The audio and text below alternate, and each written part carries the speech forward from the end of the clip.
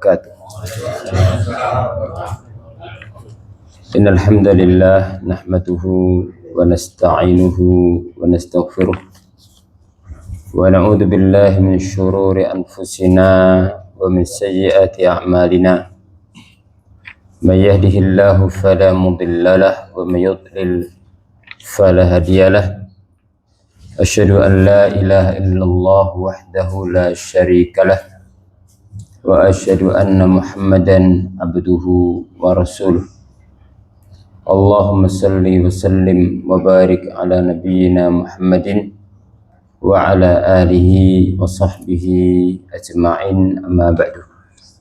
Ma'asyiral muslimin, jamaah sekalian rahimakumullah. Alhamdulillah, kita panjatkan puji dan syukur kepada Allah Subhanahu wa taala karena pertolongannya kita dapat melangkahkan kaki kita menuju masjid yang mulia ini untuk menjalankan ibadah agung, yaitu sholat maghrib berjamaah. Kemudian kita lanjutkan dengan mempelajari agama Allah Subhanahu wa taala sambil menunggu datangnya sholat isya. Dan Nabi Shallallahu Alaihi Wasallam bersabda berkaitan dengan orang-orang yang mendapatkan pahala seperti jihad fisabilillah adalah intizarus sholati ba'da sholah, menunggu sholat sampai datangnya sholat berikutnya. Kita lanjutkan pembahasan kita dalam mengkaji kitab Tauhid, dan kita sekarang masuk pada bab yang ke-31, bab yang membahas tentang rukun ibadah. Jadi ibadah itu ada syarat diterimanya amal, yaitu yang satu berkaitan perbaikan hati, yaitu ikhlas karena Allah. Yang kedua berkaitan dengan amal zahir, yaitu memperbaiki cara agar sesuai tuntunan Nabi Muhammad SAW. Adapun pembahasan kita adalah berkaitan dengan rukun ibadah. Para ulama menyimpulkan bahwa rukun ibadah itu ada 3. Yang pertama adalah mahabbah, cinta kepada Allah Subhanahu wa taala, yang itu menjadi penggerak bagi hati untuk menjalankan ketaatan kepada Allah dan Rasulnya Sallallahu Alaihi Wasallam. Yang kedua adalah al-khauf, rasa takut kepada Allah, itu yang akan mengerem kita dari perbuatan dosa dan maksiat. Yang ketiga adalah itu rasa roja, rasa harap kepada Allah, berharap kepada pahalanya. Itu juga yang akan motivasi kita dalam beramal. Dan disebutkan oleh para ulama, diantaranya Ibnu Abdul Aziz Hanafi dalam Syarah Tahawiyah, beliau mengatakan, man abadallah birroja'i wahdah bil khaufi wahdah fa huwa haruri. Barang siapa ibadah kepada Allah hanya dengan rasa takut saja, maka dia seorang haruri, itu khawarij. Wa man abadallah birroja'i wahdah fa huwa murji. Barang siapa ibadah kepada Allah hanya dengan dasar rasa harap saja, maka dia seorang murjiah. Ini dua kelompok yang berseberangan, satu ekstrim kanan, satu ekstrim kiri. Wa man abadallah bil mahabbati wahdaha huwa zindiq. Barang siapa ibadah kepada Allah hanya dengan dasar rasa cinta saja, enggak takut, enggak berharap, maka dia seorang zindiq. Wa man abadallah bil khaufi war raja'i wal mahabbati fa huwa mu'minun muwahhid. Dan barang siapa ibadah kepada Allah dengan dasar rasa cinta takut, dengan dasar rasa harap, dan dengan dasar rasa cinta, maka dia seorang mukmin yang bertauhid. Maka diibaratkan oleh para ulama seperti seekor burung itu, rasa cinta itu kepalanya, kemana arahnya. Rasa takut dan harap itu ibarat kedua sayapnya. Enggak mungkin dengan salah satu, harus dengan dua-duanya. Maka adanya rasa takut akan mengerem kita dari berbuat dosa, mengerem kita dari meninggalkan kewajiban. Adanya rasa harap akan menghalangi kita dari sikap putus asa.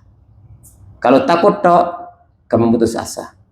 Kalau harap tok, yang penting Allah Ghafurur Rahim, lupa kalau Allah Shadidul Iqab, maka akan berbuat semaunya. Maka berimbang dua sep tersebut, dan ada mahabbah, itu adalah kepalanya. Dan sekarang kita membahas masalah rukun yang pertama, itu mahabbah, rasa cinta kepada Allah dalam beribadah. Al-Mu'allif menyebutkan beberapa dalil. Yang pertama firman Allah Subhanahu wa taala, "Wa minan nasi may yattakhidhu min dunillahi andada yuhibbunahum ka hubbillah walladzina amanu asyaddu hubbalillah." Dan di antara manusia ada yang menjadikan dari selain Allah sebagai tandingan-tandingan, sekutu, sesembahan. Yuhibbunahum ka hubbillah. Mereka mencintai sesembahan tadi sebagaimana cintanya mereka kepada Allah. Walladzina amanu asyaddu hubbalillah. Adapun orang-orang yang beriman sangat cintanya kepada Allah Subhanahu wa taala. Para ulama dalam menjelaskan ayat ini ada dua penafsiran.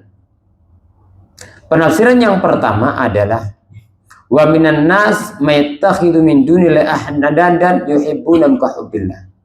Di antara manusia ada yang menjadikan selain Allah sebagai tandingan, yang mana mereka mencintai tandingan-tandingan mereka sebagaimana cintanya kepada Allah. Berarti cintanya kepada Allah tidak murni, tercampur dengan cinta kepada sembahan selain Allah. Walladzina amanu asaddu hubbalillah. Dan orang-orang beriman sungguh sangat cintanya kepada Allah. Artinya cinta orang yang beriman kepada Allah mengalahkan cinta mereka kepada berhala-berhala. Kalau cinta mereka kepada Allah, kepada berhala, itu menyekutukan Allah, mustarakah. Sedangkan cintanya orang beriman adalah khalisah murni. Mana yang kedua adalah bahwasanya mereka mencintai Allah sebagaimana mereka mencintai sesembahan, tapi orang yang beriman lebih sangat cintanya kepada Allah daripada cintanya mereka kepada Allah. Artinya orang-orang musyrikin juga punya cinta kepada Allah, tapi cinta mereka tercampur. Sedangkan cintanya orang beriman adalah khalisah. Apa rasa mahabbah, rasa cinta yang termasuk ibadah? Manusia ada cinta, ada benci, ada harap, banyak sifat-sifat. Apa mahabbah yang dinamakan ibadah ini? Rasa cinta yang dinamakan ibadah adalah yang ada unsur ketundukan, yang ada rasa ta'zim, pengagungan, yang akan membuahkan ketaatan kepada perintahnya, yang akan menjauhi pada larangannya. Sehingga Ibnu Utsaimin membagi mahabbah itu ada 3 macam. Ada yang bagi 2 langsung, ada yang bagi 3. Yang pertama adalah mahabbah ma Allah, yaitu cinta yang mengandung sekutu kepada Allah. Artinya mereka mencintai Allah, tapi mereka juga mencintai selain Allah, sehingga mereka menyembah Allah, tapi juga menyembah selain Allah. Orang-orang musyrikin dahulu itu ada cinta kepada Allah. Makanya ketika Rasul ngajak mereka ibadah murni kepada Allah, mereka nggak mau. Maunya mereka ibadah kepada Allah ya, tapi masih ibadah kepada selain Allah. Ibadah kepada Allah ya, tapi jangan ditinggalkan yang lain sekutu perantara yang akan mengantarkan kepada Allah Subhanahu wa taala. Makanya mereka mengatakan aja alal alihata ilahu wahidah. Apa Muhammad ini menjadikan Tuhan yang banyak itu hanya satu, yang ini dibuang saja? Mereka nggak mau itu. Maunya mereka kita ibadah kepada Allah ya, tapi juga kadang ibadah kepada selain Allah, seperti sebab turunnya surat Al-Kafirun. Ya Muhammad, na'budu rabbaka sanatan wa ta'budu rabbana sanatan. Kami nyembah Tuhanmu setahun, kamu nyembah Tuhan kita setahun. Jadi mereka bukan nggak mau ibadah kepada Allah, tapi nggak murni. Atau yang mereka inginkan adalah kita jadikan mereka perantara-perantara. Haula'i syufa'un indallah, ma na'buduhum illa liyuqarribuna ilallah zulfa. Kami nggak nyembah mereka, cuma mereka itu menjadi perantara-perantara kami kepada Allah. Ini kadang terjadi pada kehidupan kita. Nyembah selain Allah, doa berselain Allah, alasannya adalah itu perantara. Itu adalah wasilah kita. Padahal wasilah seorang mukmin kepada Allah adalah iman dan amal soleh. Itu wasilah kita. Wabtahu ilaihil wasilah. Carilah wasilah kepada Allah. Apa wasilah kita? Iman, amal soleh, ittiba Nabi Sallallahu Alaihi Wasallam. Disebutkan dalam penafsiran para salaf dahulu tentang al-wasilah, artinya al-qurabu, amal-amal yang mendekatkan diri kepada Allah Subhanahu wa Ta'ala, bukan orang mati, tapi al-qurab, amal-amal soleh. Kalau wasilah dalam artian doa yang dibolehkan adalah doanya orang yang masih hidup, orang tua mendoakan kita, itu boleh. Atau orang yang kita anggap orang itu mulia al-ibadah, bertauhid kepada Allah, maka tolong doakan saya, boleh, walaupun tidak utama, kata saya Ibnu Utsaimin. Seorang muslim tidak bergantung kepada manusia, tapi kepada Allah Subhanahu wa Ta'ala, tapi boleh. Jadi yang pertama adalah mahabbah ma Allah. Ini hukumnya syirik, cintanya kepada Allah tapi masih cinta kepada selain Allah Subhanahu wa Ta'ala. Yang kedua, mahabbatan lillah, cinta karena Allah. Jadi yang pertama ma Allah, mengandung sekutu. Yang pertama mahabbah lillah, hukumnya ini wajib, kata Ibnu Utsaimin. Dalam hadis disebutkan awsaqu ural iman al-hubbu fillah wal bughdu fillah, atau al-hubbu lillah wa bughdu lillah. Tari ikatan iman paling kuat adalah cinta karena Allah dan benci karena Allah Subhanahu wa Ta'ala. Disebutkan di beberapa contoh. Yang pertama, cinta karena Allah adalah mencintai amal yang bisa mendatangkan ridhonya Allah Subhanahu wa Ta'ala. Dan ini mencakup segala yang dibawa oleh syariat Allah Subhanahu wa Ta'ala. Maka kita wajib mencintai tauhid dan cinta kita karena Allah. Kita wajib mencintai sholat, kita wajib mencintai zakat, dan mencintai syariat-syariat Allah Subhanahu wa Ta'ala. Kemudian yang kedua adalah al-amil bihi.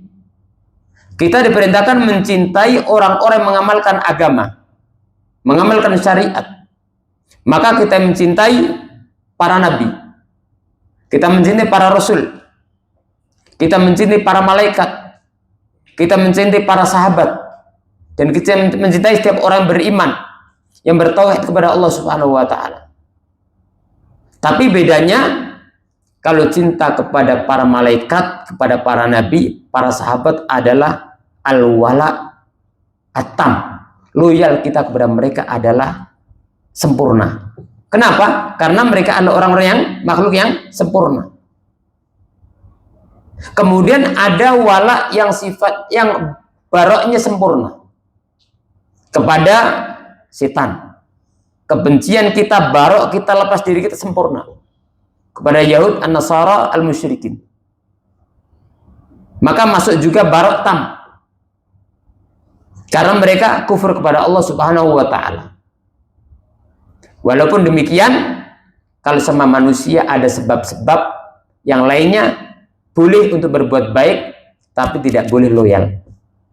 Maka beda antara al-wala dengan al-bir. Kalau bir itu boleh kepada siapapun, tapi kalau al-wala tidak boleh kecuali kepada Allah, Rasulnya, dan orang-orang yang beriman.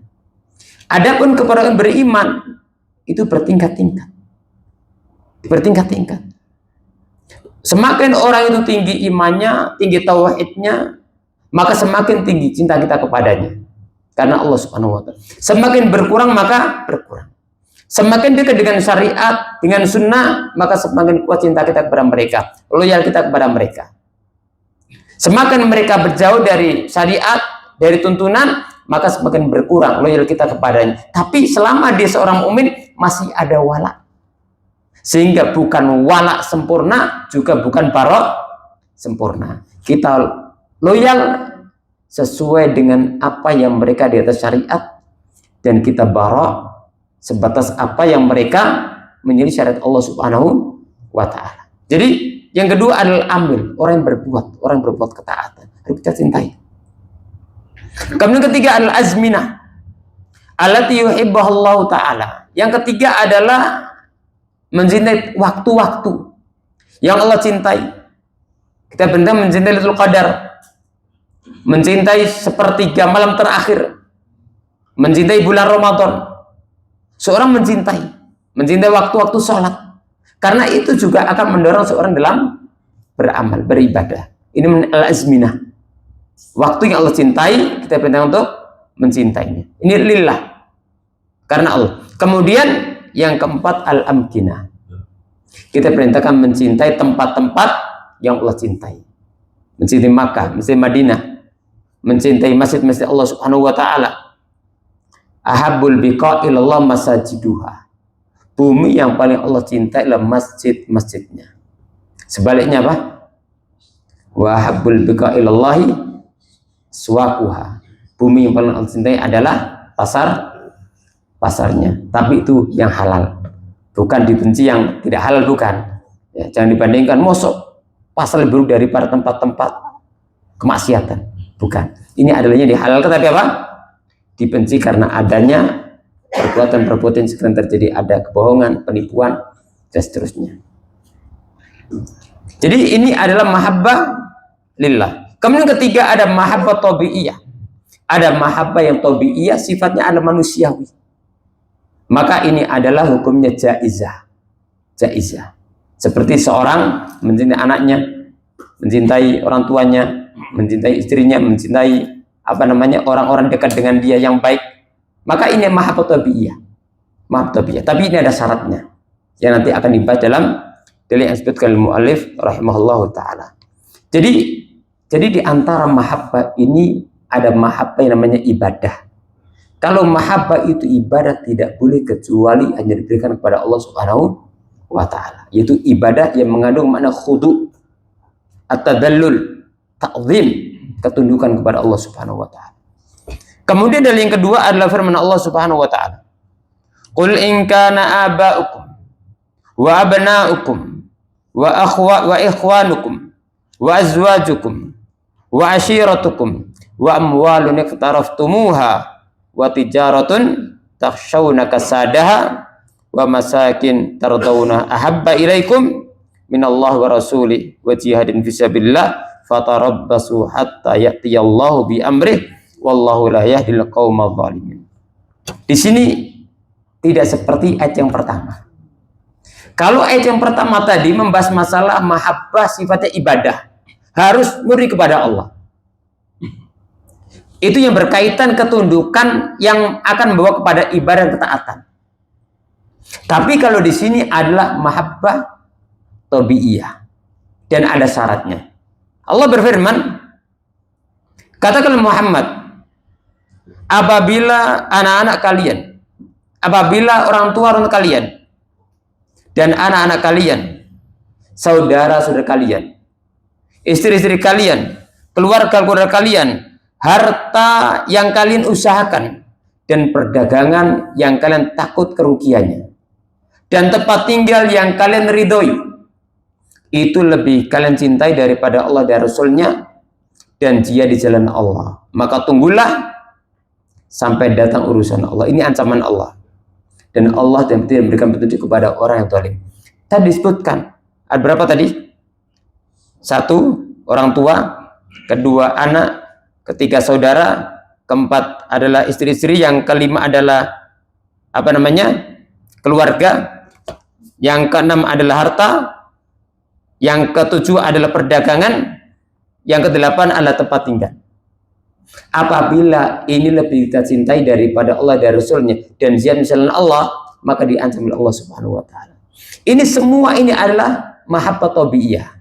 Maka mahabbah tabiiyah hukumnya boleh dengan dua syarat. Syarat yang pertama, tidak lebih kita cintai daripada Allah dan Rasulnya. Tidak lebih kita cintai dari Allah dan Rasulnya. Nanti akan kelihatan apakah ini lebih kita cintai atau tidak kalau nanti benturan dengan maslahat kita. Ini adalah perkara yang haram, diharamkan oleh Allah, tapi kita mencintainya. Ini menginginkan perkara yang haram, tapi Allah melarangnya.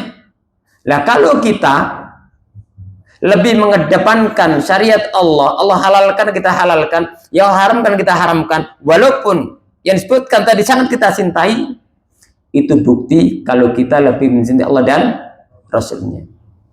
Tapi ternyata kalau ada kepentingan kita bertentangan dengan syariat Allah dan Rasulnya, kita mendahulukan kepentingan kita dan tuntutan tadi disebutkan dalam ayat tadi, walaupun harus menabrak syariat Allah dan Rasulnya, berarti kita lebih mencintai 8 hal daripada cinta Allah dan Rasulnya. Maka ujiannya nanti adalah ketika nanti benturan.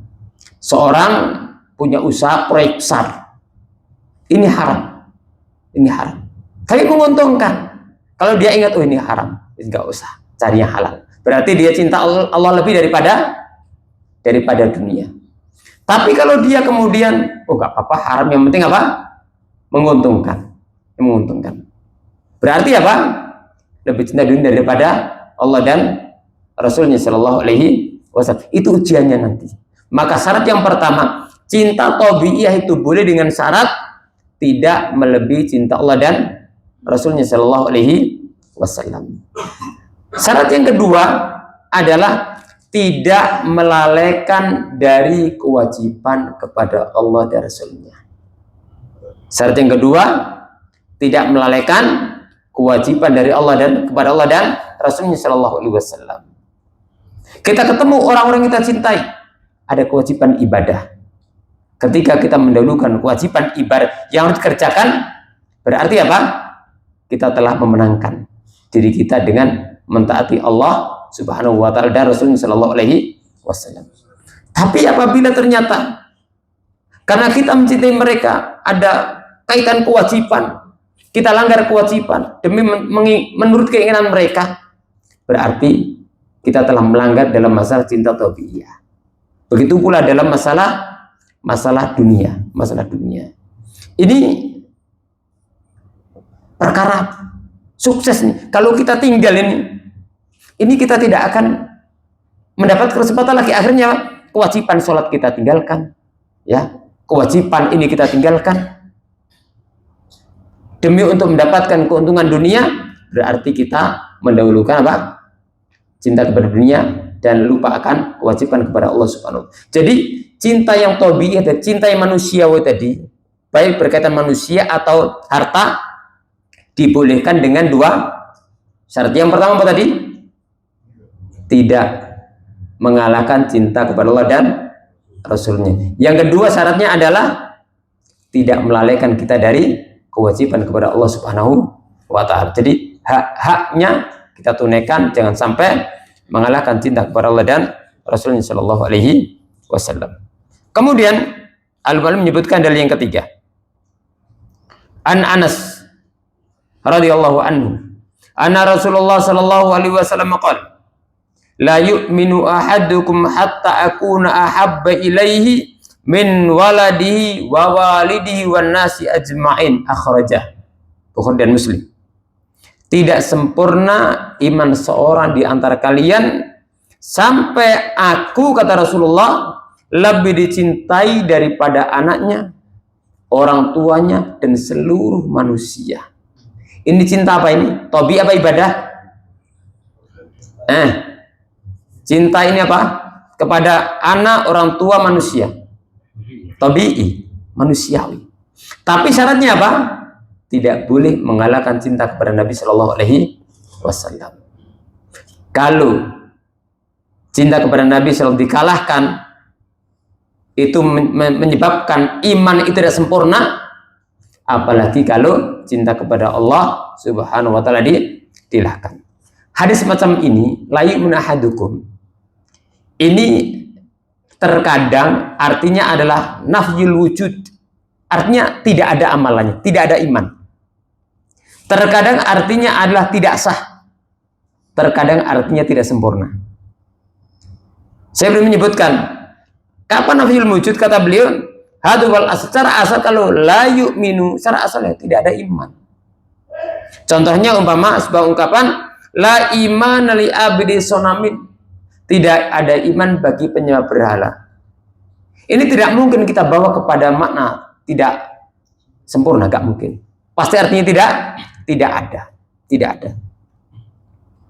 Yang kedua, nafsu sihah, tidak sah. Contohnya la sholata bi ghairi thahur, tidak ada sholat tanpa toharoh. Gak mungkin dibawa kepada tidak sempurna. Pasti sholat tanpa toharoh tidak sah. Berarti yang benar artinya tidak sah sholat tanpa toharoh. Tapi kalau yang ketiga, nafyul kamal, meniadakan kesempurnaan. La sholata bi hadratit ta'am, tidak ada sholat ketika makanan sudah dihidangkan. Ini tidak mungkin kita bawa kepada tidak sah. Artinya pasti apa? Tidak sempurna. Artinya kalau ada makanan kita duduk, sudah siap makan depan kita, sudah waktunya sholat, mana yang dahulukan? Makan dulu. Jangan tiap hari. Artinya ketika terjadi, kalau tiap hari disiapkan, kalau waktu sholat besok lagi, sengaja namanya. Tapi ini sifatnya kalau terjadi la sholat bi hadrat ta'am wala yudafiul akhbathan, tidak pula ada sholat kalau seorang menahan akhbathan, yaitu buang air besar maupun air kecil. Di sini maksudnya adalah nafsul kamal, tidak sempurna. Artinya kalau seorang tetap sholat sah, tapi apa? Mengurangi kesempurnaan. Begitu pula hadis ini, la yu'minu ahadukum, tidak sempurna iman seorang di antara kalian sampai aku, kata Rasulullah, lebih dicintai daripada anaknya, orang tuanya, dan seluruh manusia. Ini artinya tidak sempurna. Kenapa tidak kita bawa kepada makna tidak sah? Karena ada kisah sahabat Umar bin Khattab radhiyallahu anhu. Ketika Nabi Shallallahu alaihi wasallam menyampaikan hal semacam ini, kata sahabat Umar, wahai Rasulullah, engkau orang yang paling aku cintai kecuali diriku sendiri. Kecuali diri sendiri. Maka tentu diriku paling aku cintai. Kata Nabi Shallallahu alaihi wasallam, lah ya Umar, tidak. Kemudian berpikir sahabat Umar, evaluasi diri, akhirnya beliau mengatakan, wahai Rasulullah, engkau adalah manusia yang paling aku cintai. Tentu ucapan ini ada konsekuensinya, dan itu diwujudkan para sahabat Nabi Shallallahu alaihi wasallam. Kata Rasulullah, al-an ya Umar, sekarang sempurna imanmu. Artinya apa? Hadis tadi artinya la yu'minu ahadukum, artinya ada tidak sempurna. Di sini disebutkan oleh al-mu'allif, ini ada ringkasan daripada qaul mufid, munasabatul hadis dhahirah. Kaitan hadis ini dengan tauhid sangat penting sekali. Kata beliau, mahabbatuhu sallallahu alaihi wasallam min mahabbatillah. Kenapa disebutkan cinta kepada Nabi sallallahu alaihi wasallam? Kata beliau, karena mencintai Nabi sallallahu alaihi wasallam termasuk mencintai Allah Subhanahu wa taala. Sebagaimana taat kepada Nabi sallallahu alaihi wasallam termasuk taat kepada Allah Subhanahu wa taala. Wa takunu bi umur. Mencintai Nabi Shallallahu Alaihi Wasallam adalah karena beberapa sebab. Yang pertama, li'annahu Rasulullah Shallallahu Alaihi Wasallam. Kenapa kita harus mencintai Nabi Shallallahu Alaihi Wasallam? Alasannya karena beliau adalah Rasulullah Subhanahu wa Ta'ala. Wa idza kana Allah ahabba ilaik min kulli syai' fa rasulu ahabbu ilaika min kulli makhluk. Apabila Allah wajib engkau cintai lebih dari segala sesuatu, maka Nabi Muhammad SAW wajib engkau cintai melebihi seluruh makhluk.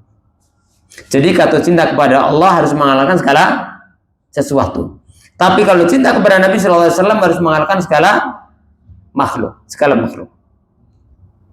Kemudian yang kedua, kenapa seorang mukmin wajib cinta kepada Nabi Shallallahu Alaihi Wasallam? Li'annahu qama bi min ibadatillah wa tabligh risalati. Karena Nabi Shallallahu Alaihi Wasallam menjalankan ibadah kepada Allah dan menyampaikan risalah Islam. Siapa yang cinta kepada Nabi Shallallahu Alaihi Wasallam maka terdorong akan mentaati beliau. Kalau cintanya benar kepada Nabi Shallallahu Alaihi Wasallam, sehingga wujud cinta kepada Nabi benar apa tidak tergantung bagaimana konsekuensi dalam kehidupannya. Kalau dia taat kepada Allah dan Rasulnya, maka berarti cintanya betul. Tapi ketika dia mengucapkan cinta betul, tapi dia melanggar kewajiban kepada Allah dan Rasulnya, maka berarti cintanya adalah bukan kepada Nabi Shallallahu Alaihi Wasallam. Ta'sil ilah wa anta taz'umu hubbahu hadala amri fil qiyasi syani'u law kana hubbuka la sadiqan la ta'tahu innal muhibba liman yuhibbu muti'u. Seorang penyair mengatakan, engkau mengaku cinta kepada Allah tapi engkau bermaksud kepadanya. Taz'umu anna hubbat ta'sil ilah wa anta taz'umu hubbahu hadala amri fil qiyasi syani'u. Ini aneh. Engkau mengaku cinta kepada Allah tapi bermaksud kepada Allah Subhanahu wa Ta'ala. Dan terjadi dalam kehidupan kita.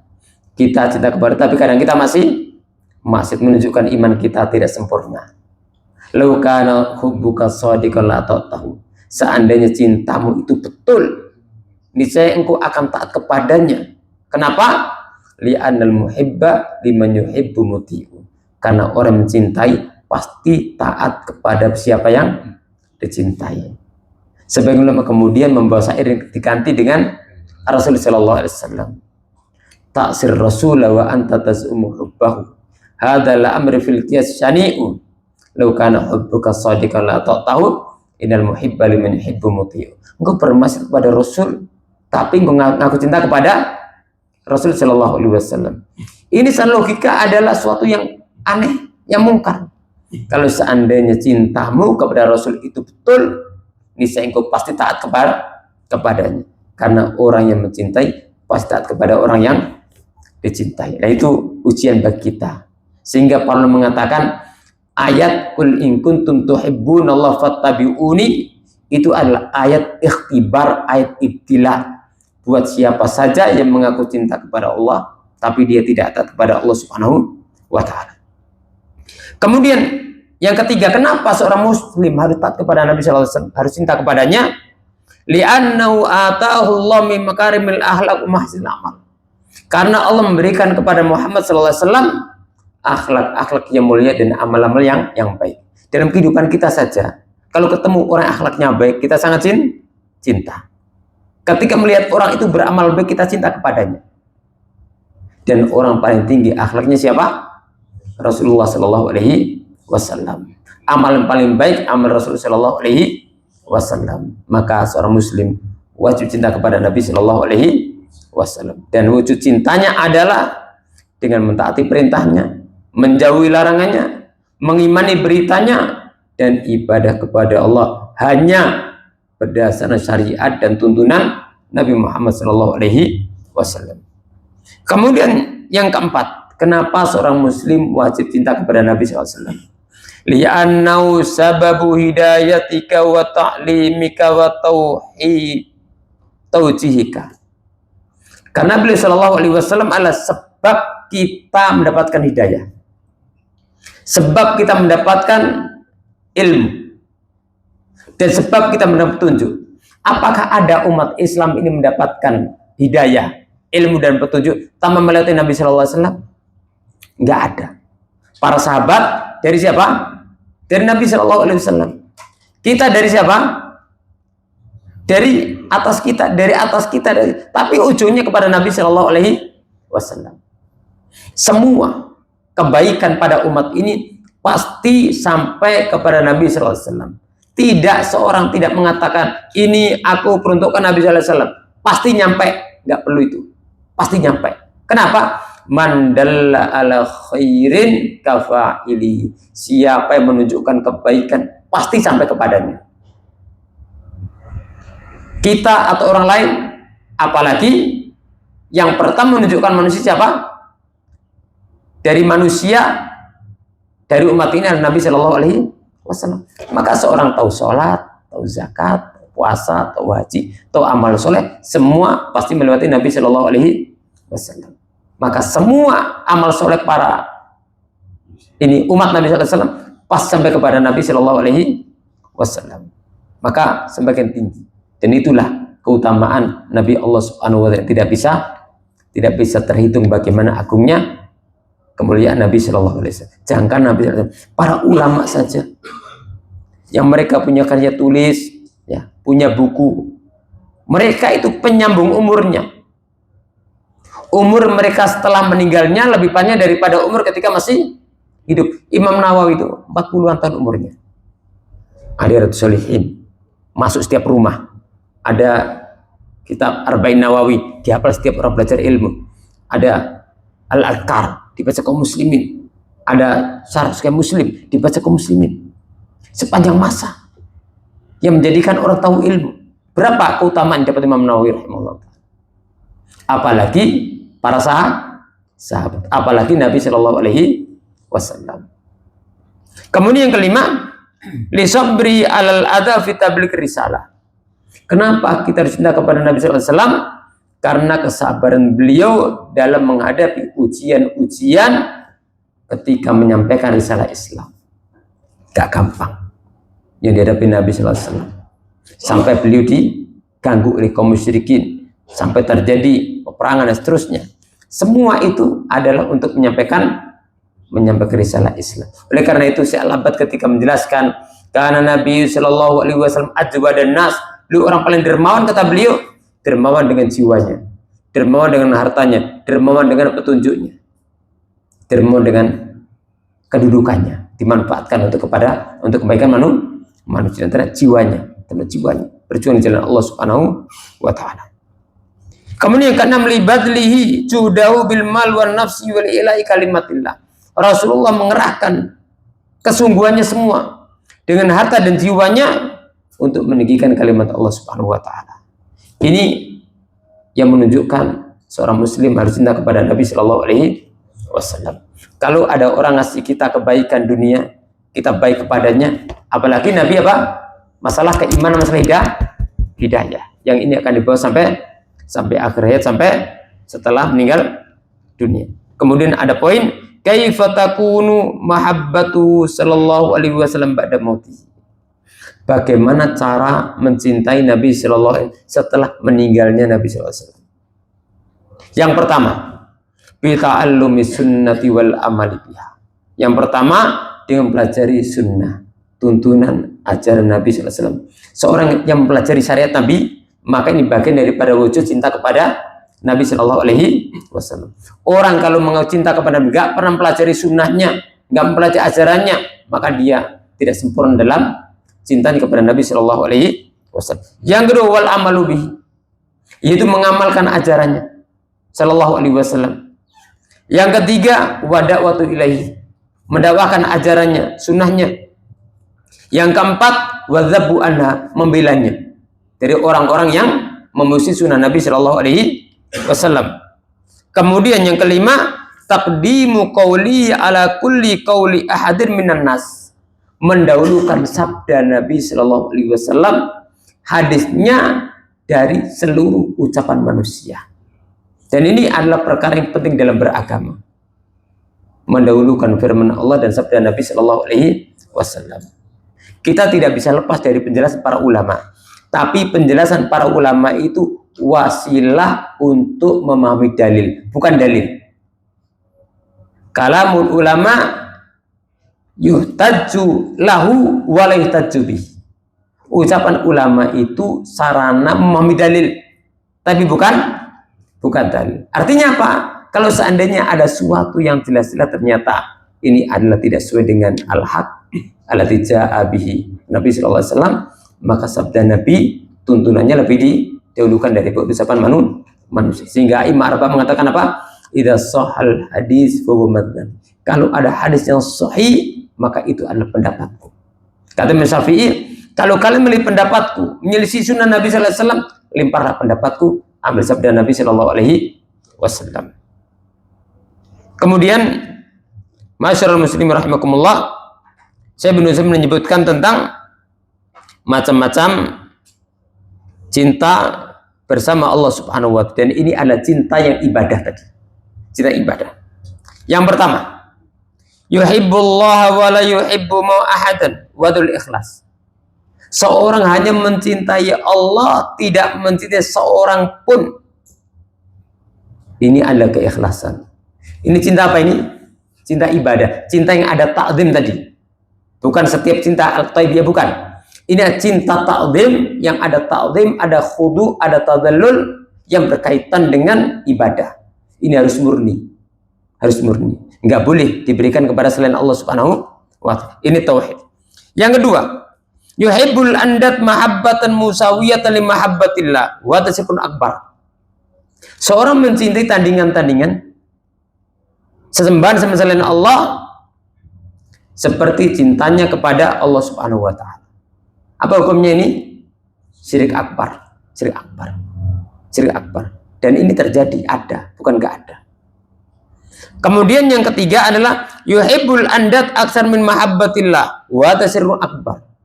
Seorang mencintai tandingan-tandingan melebihi cintanya kepada Allah Subhanahu wa ta'ala. Ada musibah.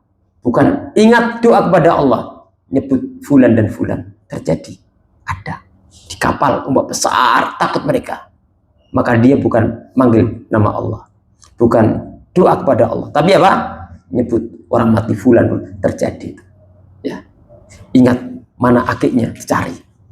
Ya, itu terjadi dalam kehidupan manusia. Ini mengalahkan syiriknya orang-orang musyrikin. Karena orang musyrikin saja, ketika terjadi ombak besar, mereka ketakutan, mereka sudah lupa dengan Tuhan mereka. Wa idza raqibu fil fulki da'awallahu mukhlishina lahud-din falamma najau filal barri idza musyrikun. Tatkala mereka menaiki bahtera dan terjadi ombak besar, maka mereka memurnikan mukhlisin, memurnikan ibadahnya, doanya kepada Allah. Wis lupa dengan sebenarnya mereka. Mereka sadar nggak mungkin itu bisa menghilangkan musibah. Tapi tatkala mereka kembali ke daratan, selamatkan daratan, ternyata mereka berbuat syirik kembali. Mereka berbuat syirik firroho, dan mereka mentauhidkan Allah fisiddah. Kondisi genting ingat Allah, kondisi senang mereka lupa Allah Subhanahu wa ta'ala. Tapi kadang-kadang kita biserok, bidorok, senang gak senang, kadang-kadang berbuat kesyirikan. Yuhibbul andat aksar memahabbatillah. Ini lebih parah daripada yang sebelumnya. Kemudian yang terakhir, dan ini lebih parah lagi, yuhibbul andat wala yuhibbullah aslan. Hanya cinta kepada tandingan dan berhala, kepada yang disembah selain Allah, tanpa ada cinta kepada Allah Subhanahu wa ta'ala. Maka ini lebih parah daripada sebelumnya, Semoga Allah Subhanahu wa ta'ala memberikan kepada kita taufiknya bisa mewujudkan mahabbatullah wa mahabbatun Nabi sallallahu alaihi wasallam. Aku qouli hadza. Assalamualaikum warahmatullahi wabarakatuh.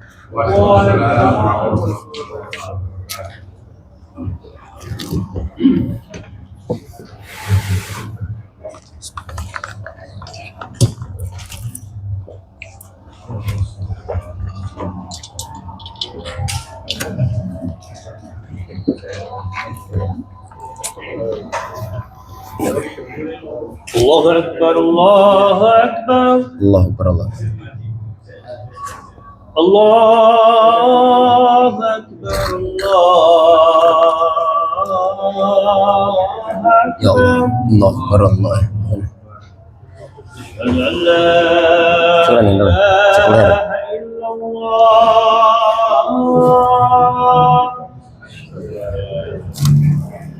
أشهد أن لا Ya Allah, ya Allah.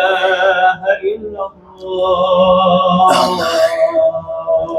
Assalamualaikum warahmatullahi أشهد أن محمدا رسول الله